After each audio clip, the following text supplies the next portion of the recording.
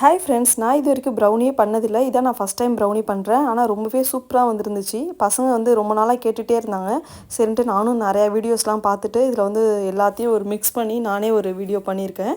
இது வந்து ரொம்பவே நல்லா வந்ததுனால இந்த வீடியோ வந்து உங்ககிட்ட நான் ஷேர் பண்ணுறேன். எனக்கு குக்கிங் வர அளவுக்கு இந்த பேக்கிங்கில் ரொம்பவே வராது. ஆனால் ஃபஸ்ட் டைம் ட்ரை பண்ணவே ரொம்பவே சூப்பராக வந்ததுனால இதை நான் உங்ககிட்ட ஷேர் பண்ணிக்கிறேன்.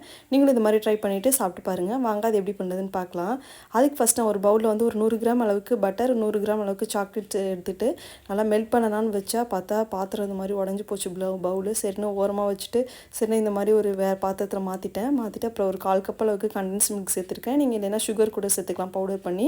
அதுக்கப்புறம் வந்து கோதுமை ஒரு 1/4 கப் அளவுக்கு சேர்த்துட்டு ஒரு டேபிள் ஸ்பூன் அளவுக்கு baking soda, 1/4 teaspoon baking powder, அப்புறம் கொக்கோ பவுடர் ஒரு டீஸ்பூன் சேர்த்துட்டு நல்லா கலந்துக்கிட்டு கொஞ்சம் பத்தாத மாதிரி இருந்ததுனால ஒரு 50 ml போல் பால் சேர்த்து நல்லா கலந்துட்டேன். இந்த மாதிரி ரிப்பன் கன்சிஸ்டன்சி வந்ததுக்கப்புறம் நம்ம வந்து ஒரு பட்டர் பேப்பரில் வந்து நெய் தடவிட்டு இது மாதிரி ஊற்றிட்டு அப்படியே தட்டி விடுங்க. தட்டி விட்டுட்டு மேலே டாப்பிங்ஸ்க்கு நீங்கள் வந்து எது வேணால் போட்டுக்கலாம். இன்றைக்கி நான் வந்து பாதாமும் சாக்கோ சிப்ஸும் போட்டிருக்கேன்.